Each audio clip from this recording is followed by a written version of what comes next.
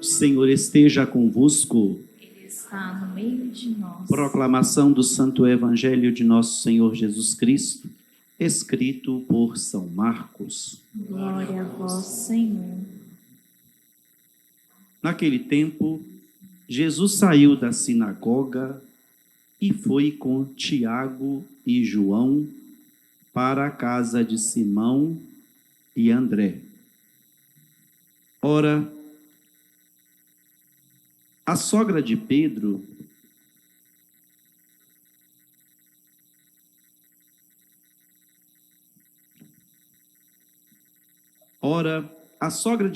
estava de cama com febre, e eles logo contaram a Jesus.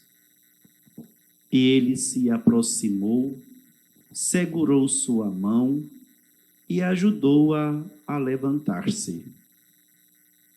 Então a febre desapareceu e ela começou a servi-los. À tarde, depois do pôr do sol, levaram a Jesus todos os doentes e também os possuídos pelo demônio. A cidade inteira se reuniu em frente da casa. Jesus curou muitas pessoas de diversas doenças e expulsou muitos demônios. E não deixava que os demônios falassem, pois sabiam quem ele era. De madrugada, quando ainda estava escuro, Jesus se levantou e foi rezar num lugar deserto. Simão e seus companheiros foram à procura de Jesus. Quando o encontraram, disseram: "Todos estão te procurando." Jesus respondeu: "Vamos a outros lugares, às aldeias da redondeza. Devo pregar ali também, pois foi para isso que eu vim." E andava por toda a Galileia, pregando em suas sinagogas e expulsando os demônios. Palavra da salvação. Queridos irmãos e irmãs, amigos e amigas, queridos visitantes, queridos internautas,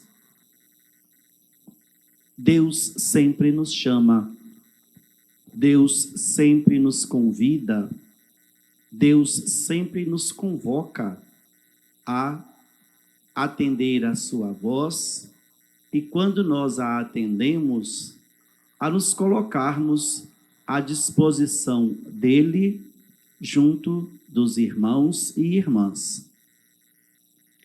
A primeira leitura que acabamos de ouvir, um capítulo e versículos muito belos do chamado que Deus faz a Samuel.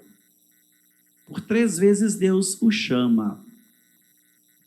Primeiro, Deus atende o pedido daqueles que nele confiam e não se cansam de pedir, como aconteceu com a mãe de Samuel, Ana, e Elcana, seu pai. Ana era estéril e rezou sempre, pediu sempre a Deus a alegria e a graça de um filho. Deus concede-lhe a graça e ela coloca o nome de Samuel e o deixa no templo para ser consagrado e servir ao sacerdote Eli. Primeira conclusão para guardarmos para a nossa vida: rezar, rezar, rezar. Sempre, e não desanimar. Deus sabe a hora certa de nos atender. E não nos esqueçamos, o tempo de Deus não é o nosso tempo. A hora de Deus não é a nossa hora. Depois, Deus, lá no templo, na casa do sacerdote Eli, chama Samuel por 3 vezes. Samuel, sem saber, vai ao quarto de Eli, e Eli: não te chamei, meu filho, volta a dormir. Depois da 3ª vez: olha, se te chamar outra vez, você diga: aqui estou, Senhor, fala. E assim aconteceu. Deus chamou Samuel, Samuel ouviu a voz de Deus e se dedicou às coisas de Deus, e Deus confiou nele um compromisso, uma responsabilidade muito grande. Segunda conclusão, para guardarmos e levarmos para casa. Deus nos chama, Deus me chama, Deus te chama, Deus já me chamou, Deus já te chamou, Deus continua nos chamando. E nós escutamos a sua voz, sim. E é preciso pedir-lhe o dom do discernimento para que, ao escutar a sua voz, nós não pensemos 2 vezes ao dar-lhe a resposta. Que saibamos dar a resposta certa para Deus. Uma resposta envolvida principalmente pela confiança, uma confiança que também se chama fé. Não duvidemos da voz de Deus, chamando-nos, convidando-nos, convocando-nos. Quando Ele nos chama, é para algo que vai nos ajudar, além de sua presença, além de sua companhia. Jesus, já o 3º ponto, Jesus no Evangelho realiza a cura da sogra de Pedro. E ele realiza aquele milagre porque tinha um coração sensível, tinha um coração cheio de amor, um coração que estava pronto para ajudar. Samuel, na primeira leitura, disse sim, e o seu sim foi um sim que se colocou a serviço das coisas de Deus.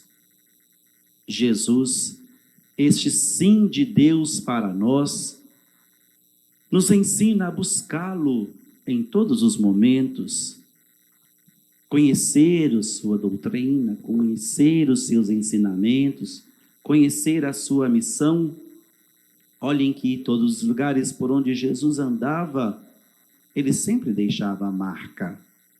Ele sempre deixava na vida das pessoas algo que não somente as tocasse, mas que as incentivasse a segui-lo. Quantos que foram agraciados por seus milagres, quantos que foram agraciados por seu amor, que a resposta não foi falada, mas a resposta foi realizada por meio do seguimento de Jesus Cristo. Aquelas pessoas que recebiam dele curas, as pessoas que recebiam dele curas, eram pessoas que passavam a segui-lo. A conclusão para a nossa vida. Nós temos buscado em nossas atitudes ter a sensibilidade de Jesus, ter a preocupação de Jesus em ver o outro feliz, em ver o outro realizado.